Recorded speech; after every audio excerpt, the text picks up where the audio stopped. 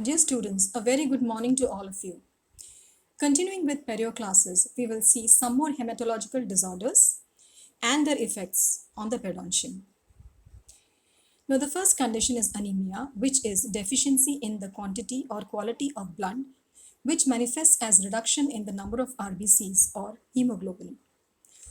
Anemia occurs as a result of blood loss, defective blood formation, or destruction of RBCs. Four types of anemia are classified depending on their cellular morphology and hemoglobin content. Each type has typical oral manifestations. Now, the first anemia is pernicious anemia or macrocytic hyperchromic anemia. Now, 75% persons with this type of anemia exhibit tongue changes.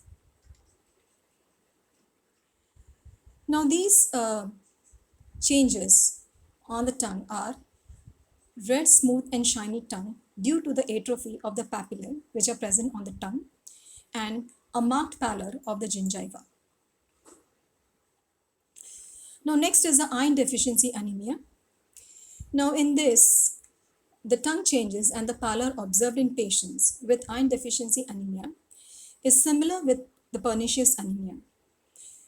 A syndrome comprising of glossitis, ulceration of the mucosa and oropharynx, and dysphagia is called as Plummer-Vinson syndrome. Next anemia is the sickle cell anemia, where microscopically the morphology of the cells is affected. Cells assume a sickle or a C shape rather than the normal disc shape. This is a chronic hereditary type of hemolytic anemia, which is almost exclusively seen in blacks. Now, the oral manifestations are a pallor and yellowish discoloration of the mucosa, osteoporosis of the alveolar bone, which radiographically appears like a typical step-ladder pattern of the trabeculae of the interdental septum. And there is also an increase in the likelihood of periodontal infections. Next is the aplastic anemia or the normocytic normochromic anemia. This occurs due to the failure of bone marrow cells to produce RBCs. This failure could be due to toxic effects of drugs on the displacement of RBCs by leukemic cells. Orally, the condition manifests as pale discoloration of the mucosa and increased susceptibility to infections due to a concomitant neutropenia. Now, the next condition is thrombocytopenia. Thrombocytopenia is characterized by a reduction in the number of platelet counts. Now, this occurs either from lack of platelet production or because of increased loss of the platelets. Systemically, the condition manifests as purpura, where a purplish discoloration of the skin and the mucosa can occur due to a decrease in the number of platelets in the circulating blood. Thrombocytopenic purpura could be due to an unknown etiology, or it may occur due to a known etiological factor responsible for the reduced amount of functioning marrow, resulting in the reduced number of circulating platelets. These factors could be either leukemia or bone marrow tumors and destruction of marrow by toxic drugs or radiation. Now, the general signs and symptoms of the disease are a decrease in the platelet count, prolonged bleeding time, and a normal or a prolonged clotting time. Due to the reduced platelet counts, a spontaneous bleeding in the skin and the oral mucosa can occur. Now, oral manifestations include a soft, swollen, and friable gingiva, petechia and hemorrhagic vesicles in the oral cavity, typically at the tonsillar pillars, soft palate, and the buccal mucosa. Spontaneous bleeding occurs on slight provocation, and this bleeding is difficult to control clinically.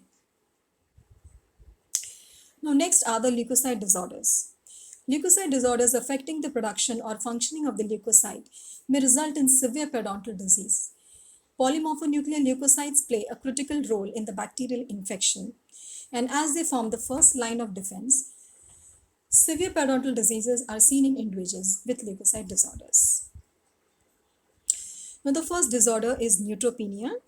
The etiology could be either genetic or because of some viral infections, or it could even be drug induced, especially in patients receiving chemotherapy for their cancer treatments. An absolute neutrophil count of 1500 cells per microliter is neutropenia. Now, neutropenia manifests itself in two types. First is a chronic or a cyclic type, and the second is a severe or a benign type.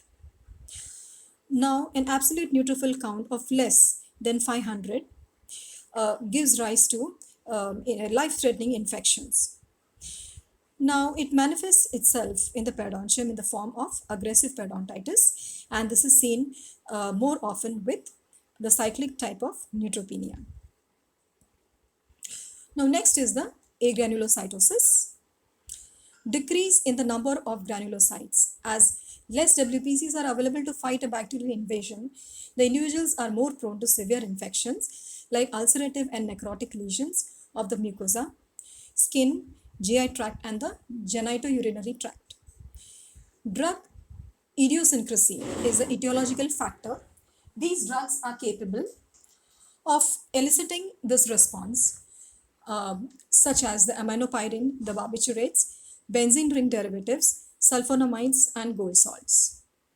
Ulceration of the oral cavity, oropharynx, and throat are noticed, and isolated black and gray necrotic, sharply demarcated patches are seen on the mucosa of these patients. The striking feature of this condition is no notable inflammation due to the absence of granulocytes.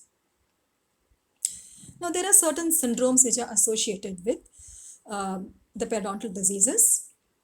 Now, these are the Chidiac-Higashi syndrome, which is a rare condition and affects the production of organelles in almost all cells of the body. The target cells are mainly the melanocytes, the platelets, and phagocytes, and therefore the concomitant deficiencies can be seen in the tissues, like there can be partial albinism because of decrease in the melanocytes, and mild bleeding disorders are seen because of the deficiency in the platelets and recurrent bacterial infections due to phagocyte deficiencies. The ability of neutrophils to release their contents in the phagosome during phagocytosis of the bacterial cell is lost as a result of killing of the ingested microorganism is delayed. Now, this disease manifests itself as aggressive periodontitis, and this is a very common condition seen with patients with Chidiac-Higashi syndrome. Now, next is the lazy leukocyte syndrome. As the name suggests, is a defect in the chemotaxis function of the PMNs. There's neutropenia, and abnormal response to inflammatory conditions leads to a severe microbial infection. Next is the leukocyte adhesion deficiency. This is a rare genetic disorder. This occurs due to the failure to produce an important cell surface integrin, which is the CD18, necessary for the leukocytes to adhere to the vessel wall at the site of bacterial invasion. An inability to do so, the cells cannot migrate from the vessel wall to the site of infection. Now, as a result of this, the bacteria continue their action of destroying the host tissue in the absence of a normal immune response. And these patients suffer with chronic respiratory and ear infections. Periodontally, this condition causes acute inflammation and proliferation of the gingival tissues and rapidly destroys the underlying alveolar bone. Next is the Papillon-Lefevre syndrome. Now, this is an inherited disorder of leukocytes following autosomal recessive pattern. The syndrome is characterized by hyperkeratotic skin lesions and severe destruction of the periodontal tissues. Inflammatory changes are seen in the periodontium, leading to early tooth exfoliation and bone loss. Marked inflammation in the lateral wall of the periodontal pocket is seen microscopically in these patients, and this picture resembles that of chronic periodontitis. The next is the Down syndrome. Now, this is congenital abnormality of the chromosomes characterized by mental deficiency and growth retardation. Aberrant frenal attachments or presence of diastema or spacing in between the teeth, crowding of teeth, and malocclusion, etc. are features of this disease. Plaque and calculus deposits are present with poor oral hygiene, and the periodontal destruction exceeds far more than that which could be otherwise caused from plaque and calculus alone. So there is an intense periodontal destruction, even if the plaque and the calculus deposits are minimal. Now, presence of deep pockets, gingival recession due to high frenal attachments, etc. are features of this condition. Now, the poor chemotaxis and phagocytosis could be a likely explanation for the severe periodontal destruction. Next are the immune deficiency disorders or the antibody deficiency disorders. Now, first under this is the A-gamma globulinemia. Now, antibody production is the end point of beta cell stimulation. Now, this immune deficiency, an inadequate antibody production due to B cell deficiency occurs, and this gives rise to recurrent bacterial infections. Now, two types of A-gamma globulinemia conditions are there. One is the congenital and other is the acquired. Now, congenital is X-linked and it is seen only in males, and it is so rare that it affects about 1 in 100,000 males. The absence of mature B cells is a feature of the congenital type. Now, the acquired type is of an unknown origin and both genders are equally susceptible to it. The disease is characterized by recurrent bacterial infections of the ears, sinuses, and the lungs. The B cells fail to mature to plasma cells. In absence of mature B cells, the patients lack lymphoid tissue and they fail to develop into plasma cells. Now, oral manifestations of this condition include an increased susceptibility to periodontal infection and an aggressive periodontitis, which is seen more commonly in children. Next is the acquired immunodeficiency syndrome. Now, this disease has a viral etiology and it is characterized by profound impairment of the immune system following destruction of lymphocytes. There may be an increased risk of periodontal disease in this HIV positive patients, and the patients can exhibit an exaggerated acute inflammation of the gingiva. Necrotizing lesions of the gingiva and the periodontium can progress dramatically in these patients, and the striking feature or the common oral manifestations which you can see in these patients are oral candidiasis, hairy leukoplakia, atypical ulcers, oral Kaposi sarcoma, and oral non-Hodgkin's lymphoma. Now, the less commonly associated manifestations are melanotic hyperpigmentation, which you can see on the mucosa or on the palate, and even on the tongue, mycobacterial infections, and necrotizing ulcerative stomatitis. Now, manifestations of HIV will be further discussed in AIDS and periodontium as a separate topic. Now, here are some pictures of the HIV positive patients, and you can see in the first picture Kaposi sarcoma, and in the second picture you can see the aphthous lesions of the palate, and the third picture you can see a linear gingival erythema and necrotizing ulcerative gingivitis. Now, the next section is on nutritional deficiencies. No nutritional deficiencies by themselves cause gingival and periodontal diseases. However, the nutritional deficiency can affect the condition of the periodontium and thereby may accentuate the deleterious effects of plaque-induced inflammation in susceptible individuals. There are nutritional deficiencies that produce changes in the oral cavity, and these changes include the alteration of the tissues of the lip, the mucosa, gingiva, and even the bone. These alterations are considered to be periodontal and oral manifestations of nutrient deficiencies. Now, the nutrients can be broadly classified as minor and major. The minor nutrients include vitamins and minerals, and the major nutrients include proteins, carbohydrates, and fats. Now, first we'll discuss about the fat-soluble vitamins. Under this, first is the vitamin A. Now, this has a function of protection against microbial invasion by maintaining the epithelial integrity. Now, this is required for a good vision and also required for the maturation of epithelial tissues. The beta-carotene in high doses functions as an antioxidant. No relation has been established between deficiency of this vitamin and human periodontium. However, in experimental animals, deficiency of vitamin A causes gingival hyperplasia, increased pocket formation, and retardation of gingival wound healing. Now, next vitamin is vitamin D, and it is essential for maintenance of blood calcium levels, metabolism of osseous tissues, and enhances the absorption of calcium from the intestines.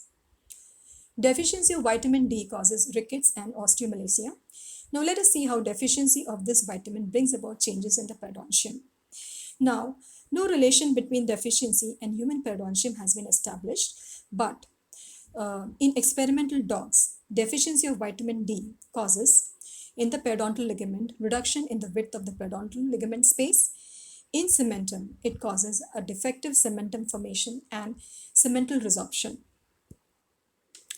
Whereas in the alveolar bone, osteoporosis, formation of osteoid that remains uncalcified for longer periods, failure of osteoid to resorb, leading to excessive accumulation and distortion of the growth pattern of alveolar bone have been noticed.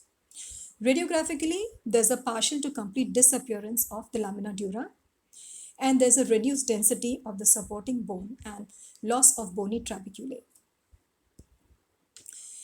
Coming up next is vitamin E. Now, it functions primarily as an antioxidant. It protects other vital metabolites such as vitamin A, carotenes, and unsaturated fatty acids from destructive oxidation.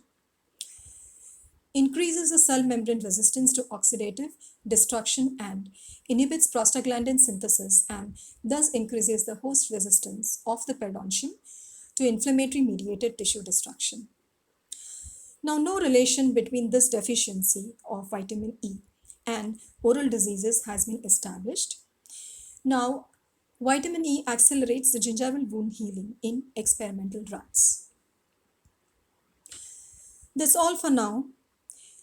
In the next part, we will discuss further the nutritional influences and certain other systemic conditions and their influence on the periodontium. Thank you.